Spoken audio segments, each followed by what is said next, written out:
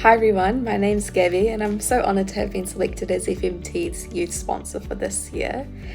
Today I'd love to introduce myself to you all, explain a little bit about my journey, my sport that I'm involved in and my mindset, and how I've taken a situation that should have ruined my life but now I view as it hasn't.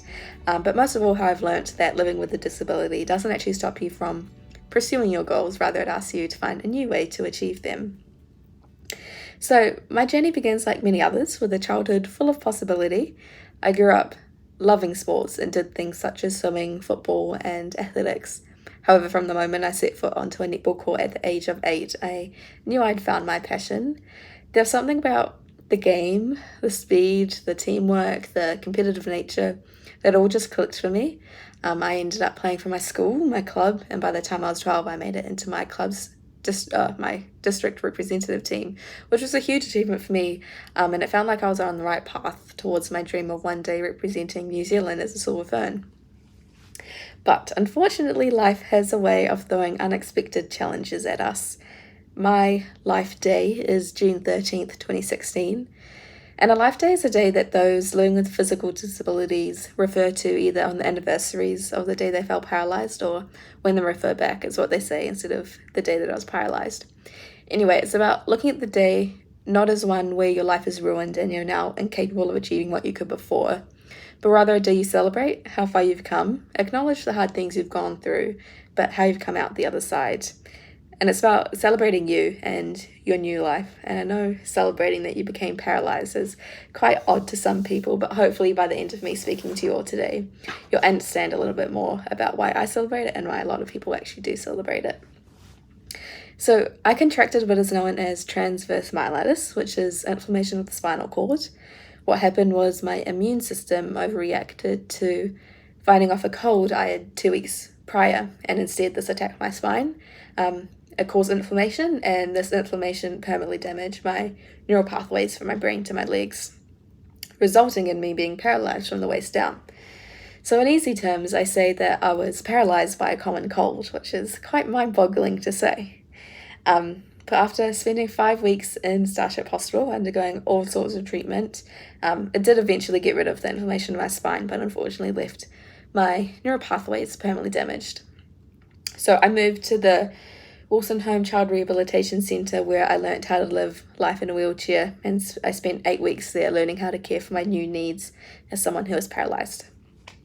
It was super hard to adjust, but as time passed, I realised that my life wasn't actually over. It was just different, and I could still pursue my goals. I just had to find a different way in doing so.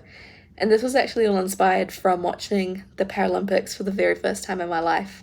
I was very lucky in the timing of the situation where the Rio 2016 games are on.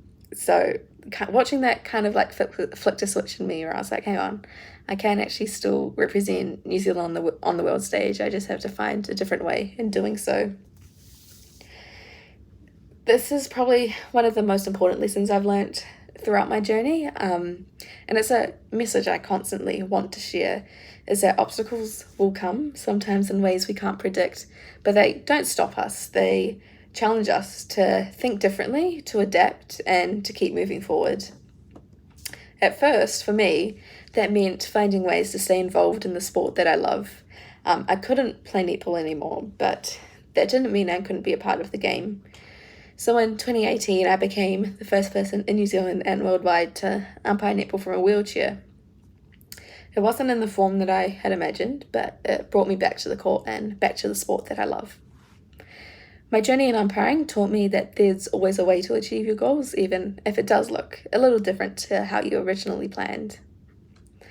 But as much as I love being back out on court as an umpire, I'm a very competitive person by nature, and I still had this childhood goal in the back of my head wanting to be achieved, and I needed that sense of competition in my life.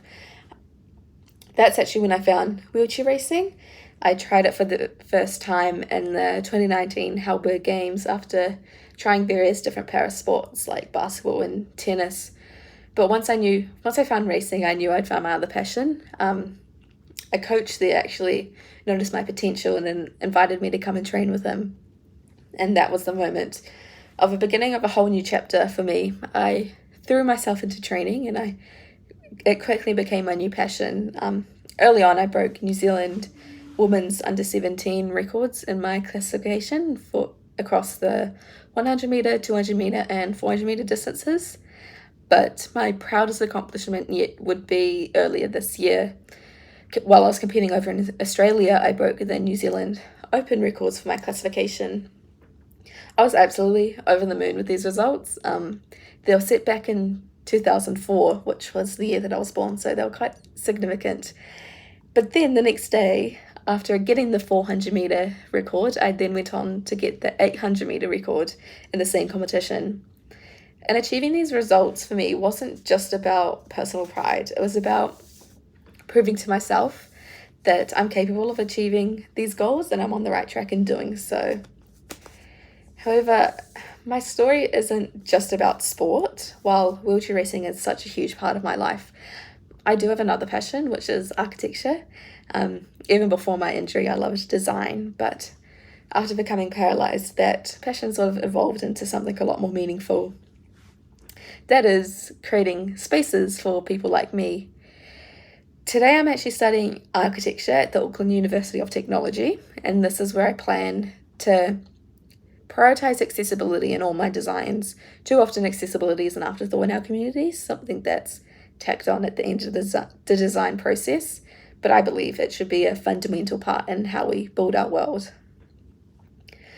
Living with a disability has opened my eyes to the challenges people face every day when navigating public spaces, from finding accessible entrances to planning entire days around the availability of lifts and ramps.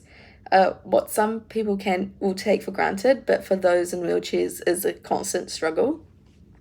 I want to change that. I want to create spaces where everyone, regardless of ability, can feel included and empowered. My goal is to use my lived experience to shape a future in accessibility where it's the norm, not the annoying box that needs ticking. I also have a very rewarding opportunity to give back to my community. Being involved and leaving a positive impact is always something I strive for.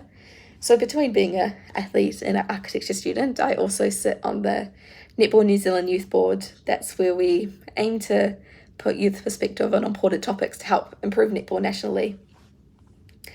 I'm also a proud member on the Disability Sport Auckland board, and I help coach the Disability Sport Auckland athletics program, which aims to get young kids with disabilities involved in all areas of athletics.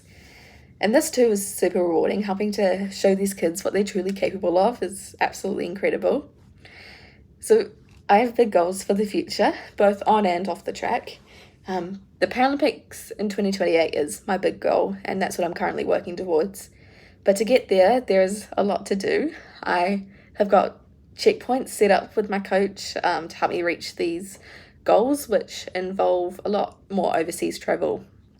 While you're watching this, I'm actually in Mauritius, which is a little island off the coast of Africa, and I'm attending a para-athletics international training camp. This is run by Commonwealth Sports, and attending this camp will hopefully help me better understand how I can qualify for the Commonwealth Games in 2026, or the pathway to get there. So between now and the Commonwealth Games, I am planning on racing over in Switzerland to gain that real international competition. As unfortunately here in New Zealand, we don't have much competition here. So yeah, big plans, big goals are set to be achieved. Obviously, my athletics career does unfortunately have to be self-funded, and travelling isn't cheap. Therefore, I'm so incredibly grateful for FMT support. Your money will actually be helping me get to Switzerland in May next year to race against the best in the world. So thank you so very much again, and I hope I can make you all proud.